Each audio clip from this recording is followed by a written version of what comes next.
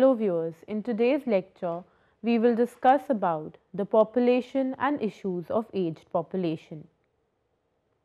Whatever the circumstances of older people, all are entitled to live in an environment that enhances their capabilities.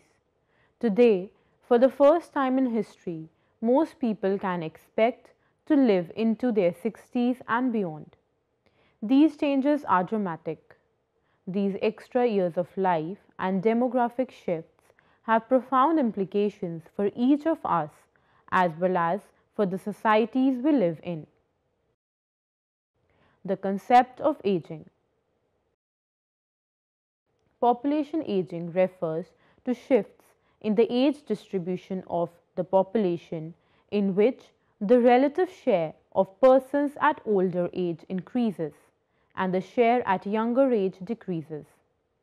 This proportional redistribution is distinct from absolute increase in the number of older persons that can occur even if their share does not increase. These changes that constitute and influence aging are complex.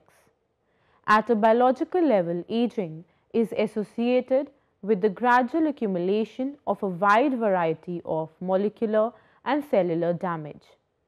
Over time, this damage leads to a gradual decrease in physiological reserves, an increased risk of many diseases, and a general decline in the capacity of the individual. Ultimately, it will result into death.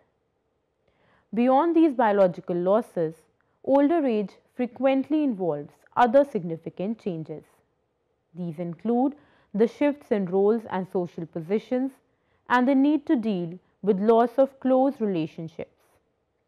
In developing a public health response to aging, it is thus important not just to consider approaches that ameliorate the losses associated with older age, but also those that reinforce recovery, adaptation, and psychological growth.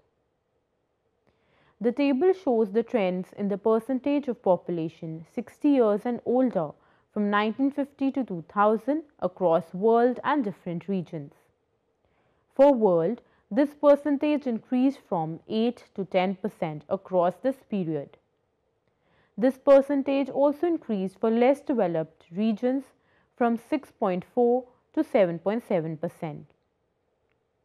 The percentage of old people remained consistent for Africa but has increased from 6.7 to 8.8 in Asia. Latin America and Caribbean also showed an increase in this percentage. Global aging trends.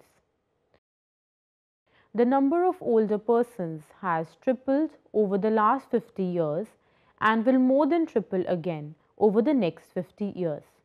In 1950, there were 205 million persons aged 60 or over throughout the world.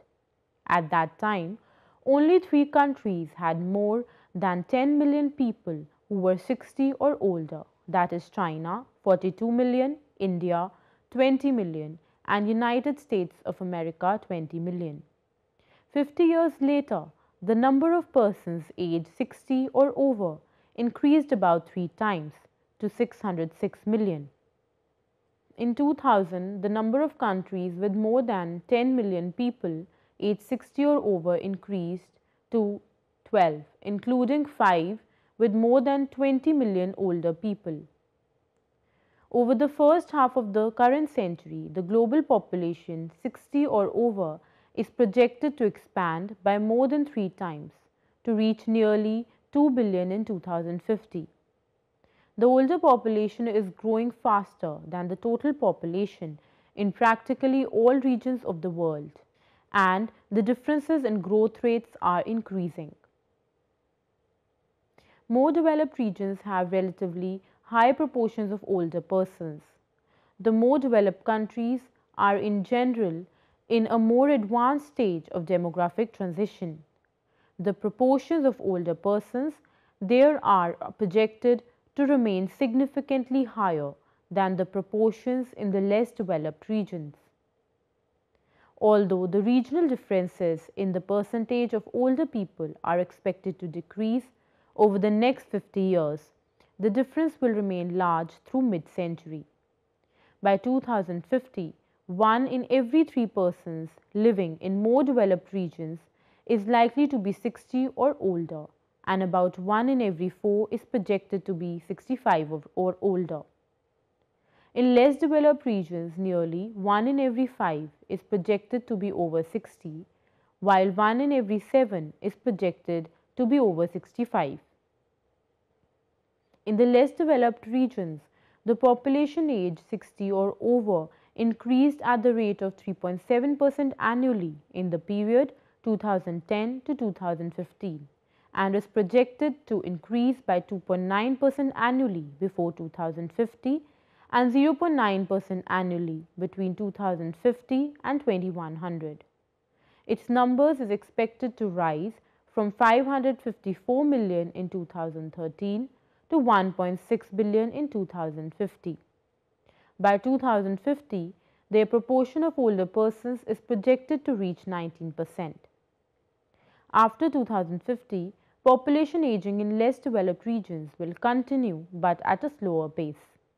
It is also expected that there will be a rapid increase in the persons aged 80 years from 63 million in 2013 to 268 million in 2050. The old age dependency burden started to increase from mid-90s onwards for Latin America, Caribbean and Asia. The major change anticipated for the more developed regions is the transfer of population from working ages to ages 65 and over. The old age dependency ratio will almost double, increasing from 22.6 persons aged 65 and over per 100 persons of working age in 2005 to an expected value of 44.4 in 2050. In 1950, the median age of the more developed nations was only 29 years, but it is projected to increase more than 45 years by 2050. Europe, which had already reached a median age of 39 years in 2005, is expected to increase to 47.1 years in 2050. The diagram 1 shows the trends in the number of old people. The yellow color depicts the trends for developed nations and blue color indicates the trends for developing nations. These are the projections till 2050. The number of old is seen to be increasing rapidly in developing regions. For the developed nations, the share is proportionately smaller, though the numbers are increasing there as well. In 1950, the number of old people is almost same in developed and developing nations. The gap becomes evident in coming years, where the number of old is seen to consistently rise in the developing regions. Challenges of aged population. Population aging generates many challenges and sparks concerns about the pace of future economic growth, the operation and financial integrity of health, care and pension systems, and the well-being of the elderly. Decline in the labor force participation among elderly. Older people today are significantly less likely to participate in the labor force than they were in the past. Over the past 50 years, labor force participation of persons aged 65 or over declined by more than 40% at the global level. In 1950, about 1 in every 3 persons aged 65 or over was in the labor force. In 2000, this ratio decreased to just less than 1 in 5. Economic prosperity depends crucially on the size and quality of the workforce. As people pass through their 50s and beyond, their likelihood of participating in the labor force tends to decrease. The stock of assets could also decrease as the elderly increasingly rely on their savings to finance their spending. The combination of possible labor market tightening and this saving raises concerns that the steeply aging countries will slow economic growth. Some countries may even face the shrinkage of their economies. Illiteracy. Although illiteracy among older persons has consistently declined, in most of the developed regions. Over the last 2 decades, it still remains generally high. In 1980, the illiteracy rate among women aged 60 or more was 22 percentage points higher than among men at the same age. By 2000, this difference increased to 28 percentage points as the aggregate rate decreased to 69% among older women and 41% among older men. Decline in working age population. A rapidly aging population means there are fewer working age people in the economy. This leads to a supply shortage of qualified workers, making it more difficult for businesses to fill in demand roles. An economy that cannot fill in demand occupation faces adverse consequences, including declining productivity, higher labor cost, delayed business expansion, and reduced international competitiveness. In some instances, a supply shortage may push up wages, thereby causing wage inflation and creating a vicious cycle of price-wage spiral. Increase in healthcare costs. Given that demand for healthcare rises with age, countries with rapidly aging populations must allocate more money and resources to their healthcare systems. With healthcare spending as a share of gross domestic product already high in most advanced economies, it is difficult to increase spending while ensuring care improves and other social needs do not deteriorate in the case of publicly funded or government administered healthcare systems. Increase in dependency ratio. Countries with large elderly populations depend on smaller pools of workers in which to collect taxes to pay for higher health costs, pension benefits, and other publicly funded programs. This is becoming more common in advanced economies where retirees live on fixed incomes with much smaller tax brackets than workers. The combination of lower tax revenue and higher spending commitments on healthcare, pension, and other benefits is a major concern for advanced industrialized nations. Undesirable changes to the economy. An economy with a significant share of seniors and retirees has different demand drivers than an economy with a higher birth rate and larger working age population. For example, rapidly aging populations tend to have greater demands for healthcare services and retirement homes. Although this is not necessarily negative, economies may face challenges transitioning to markets that are increasingly driven by goods and services linked to older people. Non-communicable diseases. Population aging also signals the advent of tremendous challenge of a tidal wave of non-communicable diseases. NCDs are currently responsible for roughly 60% of all deaths and nearly half of the loss of actual and effective life years due to disability and death. They range from a significant to a dominant cause of disability and death in high and low income countries, in every world region, and among people who are classified as old and not old. The most important NCDs are cardiovascular disease, cancer, diabetes, and chronic respiratory disease. Financial issues. In recent decades, much attention has been given to the potential effect of population aging on asset prices. Specifically, there have been concerns that asset prices will fall as the elderly sell off their assets. Some analysts predicted asset meltdowns in housing markets due to decreased demand from aging members of the post-World War II baby boom generations. Methods to overcome challenges. Need to modify business practices. To adapt and possibly benefit from an increasingly aged world, businesses must shift organizational structures and practices. As a start, attitudes need to change. Older workers are sometimes seen as a burden with younger candidates preferred in recruitment decisions. But in an economy where knowledge rules, the experience of older workers grows in values and they serve as role models for younger workers.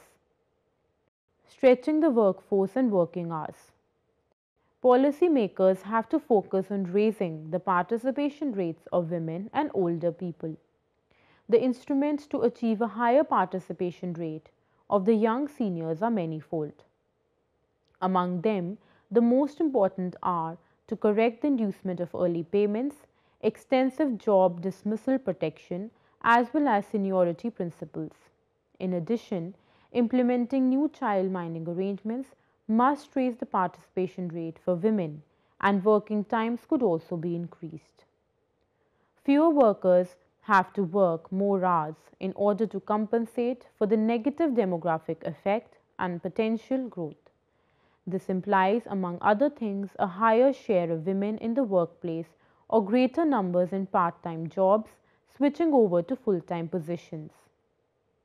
This also requires an increase in collectively agreed weekly working times.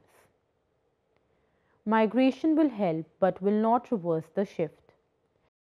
Economies with a shrinking and aging population obviously need selective migration and thus a sensible immigration policy.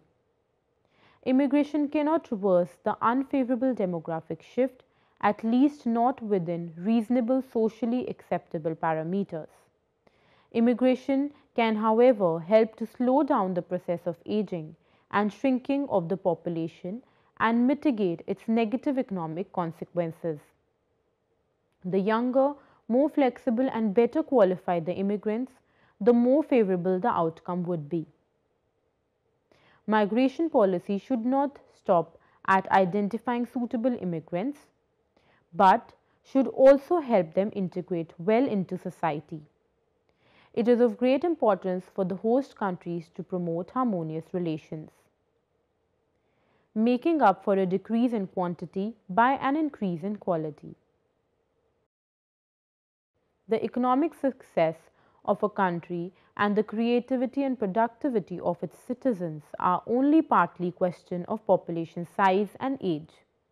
More important are their knowledge and skills as well as their work ethic. The decisive step will be to shorten the duration of school education and to increase competition between education institutions. Universities should be granted autonomy in matters of personnel and fees, promoting lifelong learning, mobility and flexibility. School education will no longer suffice as the vocational preparation for one's whole life. Students and workers have to understand that their education and training are their most important investment in life and much bigger than a car or a flat, which will keep them employable in an ever faster changing environment. Lifelong learning is no longer a choice but a must for workers of the future. However, the onus is not only on workers. Management principles and systems have to change too. Redesigning work, retirement and pensions. It is important to disentangle incentives for leaving the workforce as well as to ensure a closer alignment between public and private pension programs. For many developing nations that are now designing pension programs that have public as well as private components, there are opportunities to learn from more developed nations' experiences. Improved transfer system. The well-being of older persons often depends on intricate systems of pecuniary and non-pecuniary transfers associated with individual savings, family behavior, and as in the case of many social security systems, transfers from current workers to retired persons. Although considerable progress has been made in understanding these transfer systems, gaps in our understanding remain. Particularly in the need of study are interrelationships across systems and a clearer picture of how changes in one system, such as public pensions, affect others. Health reforms. The health of elderly populations is a crucial issue, and influences outcomes in all of the other policy areas affected by aging. Evidence shows that disability is declining across countries, which would suggest that more elderly people are leading longer and healthier lives. While all countries must address the changing health needs of older citizens, the diversity of national healthcare systems points to the value of comparable cross-national data on healthcare quality and outcomes which to date have largely been lacking. Conclusion. Several areas in the community will benefit from the surge in numbers of retirees who are active and healthy, independent and with time on their hands. They play an important role in supporting and maintaining informal social networks, thus binding communities and families within communities. Far from being net receivers of health and support, older people are in fact net providers, at least up to the age of 75 years. They provide childcare, financial, practical and emotional support to family, including helping people outside the household with the tasks of daily living. This is all for today's lecture. Thank you. Next time we will meet again to discuss another interesting topic. Till then,